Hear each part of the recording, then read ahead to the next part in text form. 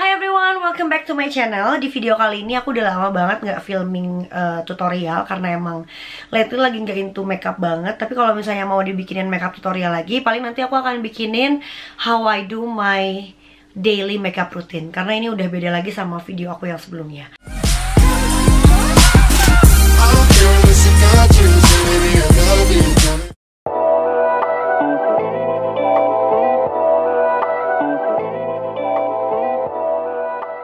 Aku akan kasih lihat, ini ada beberapa botol-botol yang emang isinya udah habis. Beberapa ada yang masih ada isinya sedikit lagi sih, cuma don't worry, ini kayak dia kecil dan kayak tinggal 3 atau 4 kali pakai juga udah bakalan habis. So aku juga udah mulai ngerasain hasilnya dari si penggunaan ini tuh apa sih, ada apa enggak ya. Dan aku punya beberapa items di sini. Ada yang aku suka, ada yang biasa aja, bahkan ada yang juga kayak hasilnya nggak bagus-bagus amat. So, let's get started. Oke, yang pertama aku akan kasih tahu itu adalah yang satu ini. Ini adalah Aloe BHA Skin Toner dari Benton. Nah, jadi sebenarnya aku tuh sempet kayak pengen cepet-cepet ngabisin si produk ini karena si produk ini tuh adalah toner pertama yang aku pakai selama aku mencoba yang namanya toner.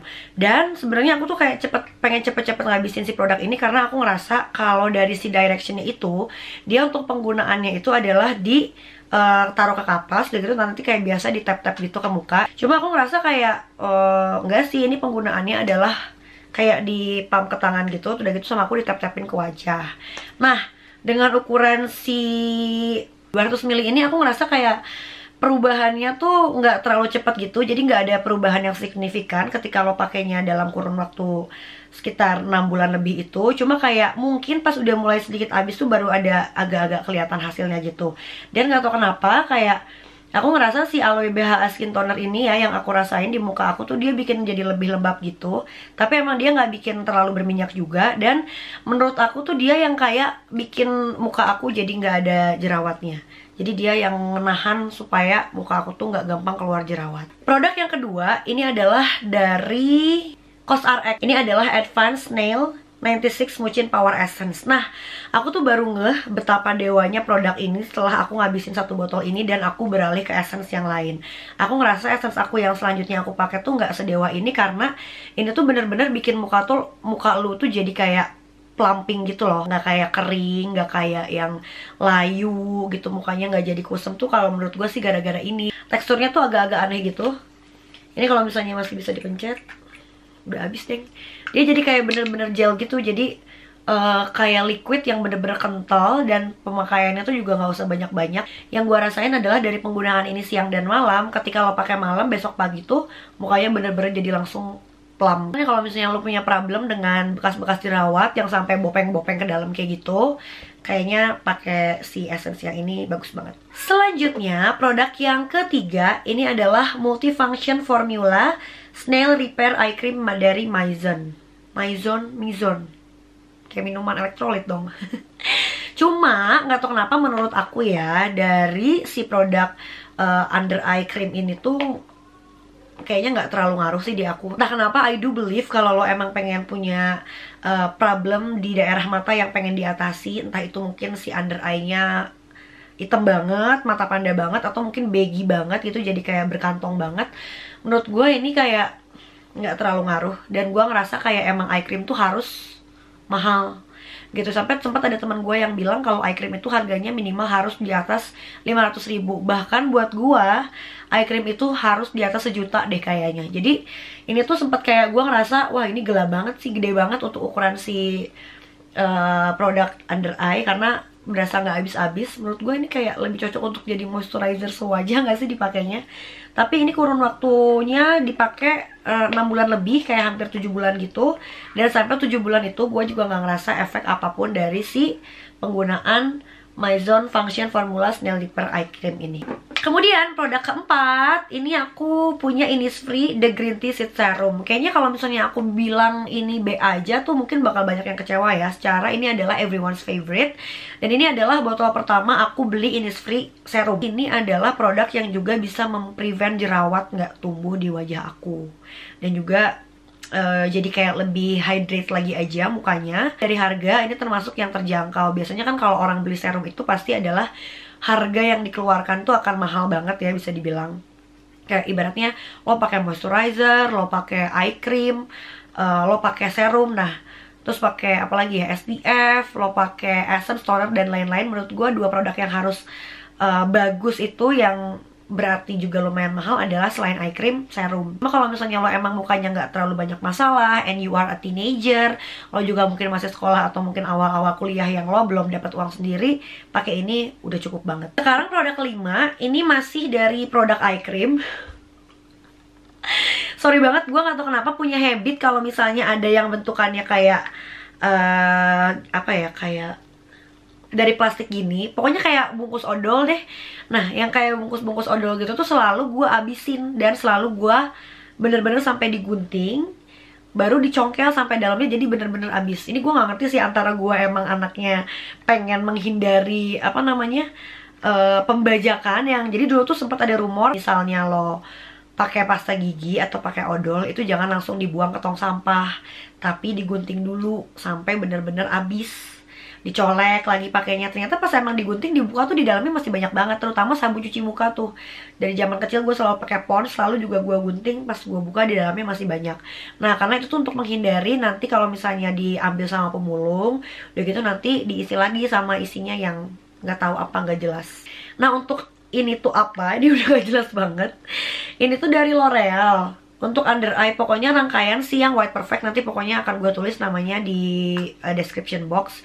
Ini tuh sebenarnya menurut gue eye cream yang lebih ke kayak concealer. Jadi entah kenapa kalau dipakai tuh kayak sedikit ada coveragenya gitu, dan mungkin karena rangkaian White Perfect dia pengen memberikan efek jadi kayak memutihkan gitu, akhirnya dia kayak ada glitter-glitternya gitu. Tapi menurut gua ketika dihapus juga ya udah, efeknya nggak ada. Dan gue terus pakai ini, gue tetap pakai sampai habis karena gue pengen tahu sejauh mana efeknya, tapi ternyata memang nggak ada. Jadi ini kayak pertolongan pertama pada kebutuhan untuk menutupi under eye kalau emang lo lagi ada satu event penting, dan itu pun kayak tetap dijadiin skincare. Jadi kayak lo pakai ini tapi habis itu lo tetap harus pakai concealer lagi. Cuma kalau untuk repurchase kayaknya aku nggak akan beli lagi, cukup nyobain aja. Produk yang keenam ini adalah dari Missha. Ini sama, ini udah dipotong juga. Ini yang All Around Safe Block Aqua Sun Gel SPF 50++ NPA++. Ini adalah salah satu SPF yang pertama kali aku pakai, dan turn out ini adalah my favorite. Karena sekarang yang aku pakai itu menurut aku terlalu berminyak, dan dia emang ringan banget. Jatuhnya kayak pelembab, bahkan kadang pelembab pun ada yang dia kayak terlalu oily. Ini bener-bener teksturnya cair banget, dan kalau misalnya lo kekulitin gitu ya, kayak bener-bener pakai body lotion yang cair banget dan langsung nyerap gitu. Lalu ini untuk Micellar Water, ini udah botol aku yang ketiga deh kalau nggak salah. Kenapa belinya sampai 3 kali? Karena pertama kali beli ini, terus udah gitu pas aku beli lagi dia tuh buy one get one gitu. Jadi kayak aku kan anaknya agak hemat ya, dan mendit tuh beda tipis. Terus udah gitu dia botolnya juga gede. Cuma setelah gua compare memang sama micellar water yang lain, yang kayak bentuknya cuma segini-segini, itu emang mereka lebih dewa sih. Menurut gua ini tuh bener-bener penggunaannya cuma untuk kalau lo capek seharian, muka lo berminyak dan lo nggak pakai makeup. Ingat ya, ini untuk daily cleanser tapi tidak menggunakan makeup. Cuma kalau misalnya lo agak-agak pakai katakanlah BB cream aja ya, yang udah ada warnanya gitu, menurut gue ini kurang angkat sih. Dan ini pun gue pakainya 2 kali. Jadi sebelum gue cuci muka, gue pakai si Nivea Makeup Clear Micellar Water ini sekali. Ntar kan kapasnya kotor banget tuh, bekas si bedak biasanya yang coklat-coklat dari bedak. Habis itu gue usap lagi yang kedua kalinya itu juga masih ada gitu. Jadi gue pakai ini 2 kali baru cuci muka. Karena kebetulan juga kan ini ukurannya besar, jadi ya gak rugi. Lalu dari toner nih, gue sempet beli Kojisan Cleanser Toner. Gue gak tau kenapa, cuma gue tuh anaknya yang tipe berlama-lama di supermarket atau di drugstore. Gue liatin satu-satu, gue pilih-pilihin. Terus udah gitu juga kayak gue compare-compare gitu, ini mana ya yang lucu, yang kira-kira patut dicoba. Nah, kenapa gue akhirnya berkecimpung di brand si Kojisan ini? karena gue tuh pakai sabunnya.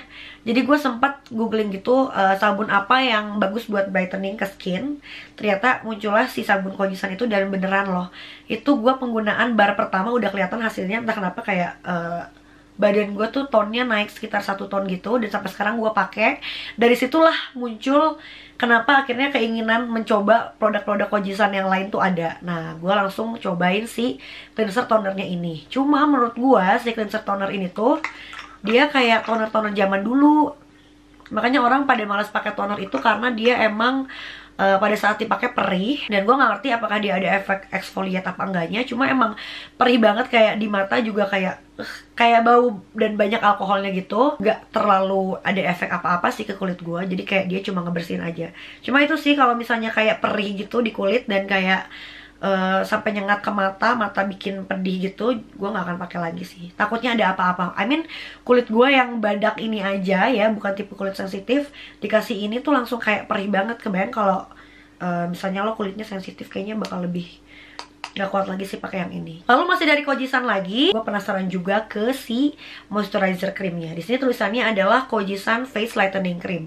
Cuma menurut gue emang yang paling dewa sih di antara Kojisan kayaknya udah deh emang sabun batangnya aja. Setelah gue coba ini sebagai moisturizer, ya dia beneran sebagai moisturizer aja, nggak ada efek brightening sama sekali ke kulitnya. Karena ketika gue beraktivitas seharian, ada kalanya ketika gue ngaca, ya muka gue kusam-kusam aja gitu. Jadi menurut gue ini nggak lebih dari fungsi sebagai moisturizer. Next, ini adalah produk dari Hada Labo. Kemarin juga gue udah sempet coba sabunnya. Itu juga gue suka sih sabunnya, karena kan emang sabunnya terkenal. Nah, seperti biasa nih, Indi Arisa iseng-iseng cobain juga produk yang lain. Akhirnya gue produk si Hada Labonya gue cobain. Ini adalah Ultimate Whitening Lotion with high purity arbutin plus vitamin C and hyaluronic acid. Jadi kalau gue soto ini ya, ini tuh adalah produk yang digunakan setelah gue menggunakan toner. Jadi gue sempet kayak bertumpuk-tumpuk banget pakainya. Setelah cuci muka gue pakai toner, baru gue pakai ini, ditumpahin ke tangan, terus di tap-tapin ke muka. Hasilnya juga nggak begitu kelihatan menurut gue. Cuma yang pasti si ini tuh bikin jadi seger aja. Cuma kayak dia terlalu air banget aja gitu. Terus ya udah, nggak jadi brightener juga, nggak jadi lebih cerah kulitnya. Dan selanjutnya ini adalah produk yang iseng-iseng gue beli juga. Ini adalah dari Ever White Essence Toner. Ini sempat ditanya gitu sama adek gue, ini apa sih kok lo beli ini? Jadi ini sebenarnya gue beli niatnya adalah emang untuk traveling, karena gue tuh paling malas kalau memindahkan dari full size ke travel size. Akhirnya gue belilah produk yang emang kecil-kecil, meskipun brandnya ngasal dan gak sama dengan produk yang lagi gue pakai di rumah. Cuma menurut gue dia itu sebagai toner ya cukup untuk menyegarkan aja. Dan dia kan ngakunya ini udah essence toner, jadi udah toner plus essence gitu. Jadi menurut gue ini hanya berfungsi untuk melembabkan dan mempersiapkan kulit lo ketika nanti lo mau templokin yang lain. Katakanlah serum, essence yang beneran, terus udah gitu eye cream dan lain-lain. Jadi fungsinya cuma untuk bikin lembab sehabis cuci muka aja. Last but not least, ini adalah satu-satunya produk dari kosmetik. Nah, ini adalah lipstiknya Revlon. Warnanya gonjreng banget, as you can see. Dia warnanya shocking pink gitu. Dan kodenya adalah 091 million dollar. Yang red cream Revlon Moisture Lipstick. Lipstick ini gue beli zaman-zamannya gue masih syuting dulu sebagai news anchor, sebagai reporter juga. Alasannya adalah kalau di studio gue itu harus segala sesuatunya ngejreng. Lipstick harus yang terang, blush on juga harus tebal banget. Karena kalau nggak kayak gitu nggak kelihatan di kamera, dan alhasil jadinya pucat. Jadi gue selalu diomelin kayak, dia lipstiknya kurang tebel. Akhirnya gue belilah warna-warna gonjreng kayak gini. Padahal setelah gue pikir-pikir sekarang, zaman dulu kalau gue pakai gonjreng-gonjreng terus gue jalan-jalan, gue pakai ke mall, ke PVJ segala macam tuh kayaknya ini terlalu too much banget, kayak kemana deh lo gitu kan. Cuma akhirnya setelah gue udah nggak siaran berita di TV juga, gue menjadikan ini sebagai base dari matte lip cream yang akan gue pakai. Jadi banyak banget dari liquid lipstick yang matte gue itu warnanya adalah warna-warna nude, cenderung pucat kayak warna kuku lo deh. Ini kuku gue lagi pakai gel. Maksudnya kalau kayak warna kuku kalau nggak pakai apa-apa gitu loh, sepucat itu. Lipstick satin ini gue jadikan base, kan warnanya genjreng tuh. Habis itu ditimpa pakai lipstick yang warnanya nude banget. Nah, ntar pas dia ngeblend tuh warnanya jadi cantik, menurut gue jadi pas. Dan ketika lo makan, lo minum, kayak misalnya gue siaran, ngomong segala macam, nanti kan lipsticknya fade. Paling kelihatan kalau lo habis makan deh. Itu kayak lipstick lo habis tapi nggak jadi pucat. Jadi kayak seolah-olah si warna asli dari bibir lo itu adalah warna pink gitu. Soalnya kalau misalnya lo pakai base-nya adalah lip balm yang warnanya polos bening gitu, abis itu ditimpa pakai warna lip cream nude yang emang lo biasa pakai, pada saat lipsticknya hilang, ntar tuh akan kelihatan jomplangnya. Bibir lo akan kelihatan kayak sepucat itu dan kayak, lo kenapa lo sakit? Pasti ada aja yang komen kayak gitu.